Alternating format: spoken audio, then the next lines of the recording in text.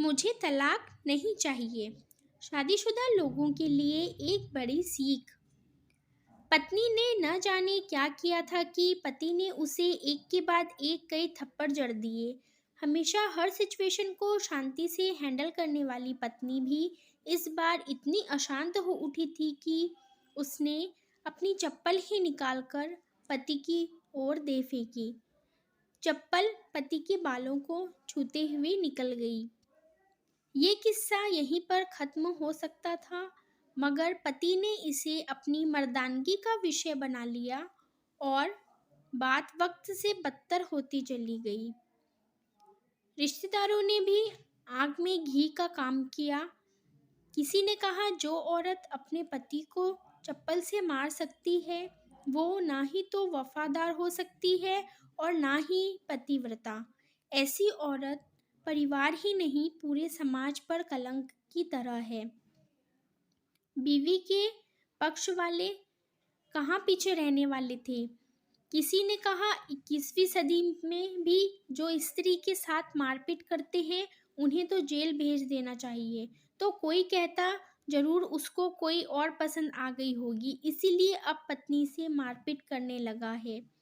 बात कोर्ट तक पहुंच गई। दोनों पक्षों ने एक दूसरे के खिलाफ केस फाइल कर दिया। पति ने चरित्रहीन होने का तो पत्नी ने दहेज और शारीरिक उत्पीड़न का आरोप लगाया। 2 वर्षों से अधिक समय के लिए केस चला था। इन 2 वर्षों के दौरान दोनों पति पत्नी अलग अलग रहे थे। इन 2 वर्षों के दौरान दोनों पक्षों के समर्थकों की संख्या कम हो गई थी। पहले जहां दोनों पक्षों में समर्थकों का समूह होता था, अब गिने चुने लोग रह गए थे। पति और पत्नी दोनों की आर्थिक स्थिति भी इस समय के दौरान नीचे गिर चुकी थी। जिन्हें वो अपना शुभचिंतक समझ रहे थे, पैसों की बात आते ही उन्होंने भी अपना पल्ला झाड़ लिया था। अगर कोई देने को राजी भी हुआ तो मोटे ब्याज की शर्त पर। आखिरकार वही हुआ जो सब चाहते थे, डाइवोर्स। हर कोई खुश था, दोनों पक्षों के रिश्तेदार, उनके माता पिता और दोनों के वकील। लेकिन 5 साल की सुखद शादी और एक सुंदर बेटी होने के बाद मिले इस डाइवोर्स से पत्नी मुक्त थी और पति शांत। शायद ये एक इत्तेफाक ही था कि इस खुशी को मनाने के लिए दोनों पक्ष के लोग एक ही चाय की टपरी पर बैठे, आमने सामने। इत्तेफाक इसलिए क्योंकि ज़्यादातर लोग जो एक दूसरे के विरोध पक्ष को सपोर्ट कर रहे थे वे एक दूसरे को अच्छे से जानते भी नहीं थे। पति पत्नी भी इन सभी से दूर एक दूसरे के सामने मेज पर बैठे। पत्नी ने पति से कहा, अब तो खुश होंगे ना, तुम्हारे मन की जो हुई है, मुबारक हो। तुम भी तो आज जीत गई हो। मुझसे तलाक तो तुम्हें भी मिल गया है। Congratulation to you too. पति ने कहा, तलाक को तुम जीत का प्रतीक समझते हो? पत्नी ने पूछा। पति चुप रहा। थोड़ी देर की शांति के बाद पति ने कहा, मुझे तुम्हें 5 लाख रुपए अभी और हर महीने 8,000 देने का आदेश है। अभी मेरे पास पैसे नहीं हैं, इसलिए हमारा मतलब मेरा जो सिटी में फ्लैट है उसे तुम्हारे नाम कर देता हूँ। पत्नी बोली, लेकिन उस फ्लैट की कीमत तो 18 लाख की है। हाँ, लेकिन हमारी बेटी तुम्हारे साथ है और आगे जाके उसके खर्चे भी बढ़ेंगे, तुम्हें थोड़ी आसानी होगी।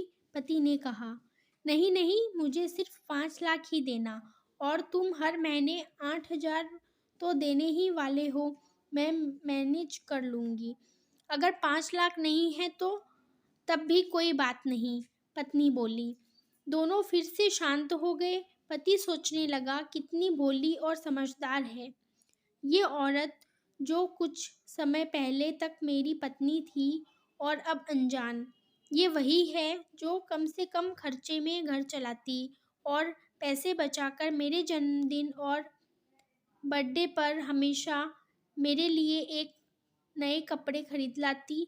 कभी बीमार भी हो जाती तो पैसे बचाने के लिए मुझे मालूम न होने देती और घरेलू नुस्खों से अपना इलाज कर लेती। मगर घर में कोई और बीमार होता तो तुरंत डॉक्टर के पास लेकर जाती। मेरी ही मति मारी गई थी। मैं ही अपनी झूठी मर्दानगी के चक्कर में इतनी बड़ी गलती कर बैठा। पत्नी के दिमाग में भी उथल-पुथल चल रही थी। अभी भी वैसा ही का वैसा ही है। पहले भी खुद से ज़्यादा हमारे बारे में सोचता था और अब भी वही कर रहा है। ये वही आदमी है जो मुझे एक्सीडेंट से बचाने के लिए खुद मोटरसाइकिल के आगे कूद पड़ा था और अपनी उँगली तुड़वा बैठा था। पता नहीं कौन सी मनहूस घड़ी में झगड़ा कर बैठी। पति ने मौन तोड़ते हुए पूछा, अब तुम्हारे कमर का दर्द कैसा है? ज़्यादा तकलीफ तो नहीं होती? पत्नी हल्का सा मुस्कुराई और बोली, अभी भी होता है। अब तो पेट में भी क्रम्स उठते हैं। वो तो होगा ही। तुम योगा या कसरत भी तो नहीं करती हो। अब किसी गायनेकोलॉजिस्ट को ज़रूर दिखा देना, पति ने कहा। तुम बताओ, तुम्हारा अस्थमा कैसा है अब? क्या अब भी दौरे पड़ते हैं? पत्नी ने पूछा।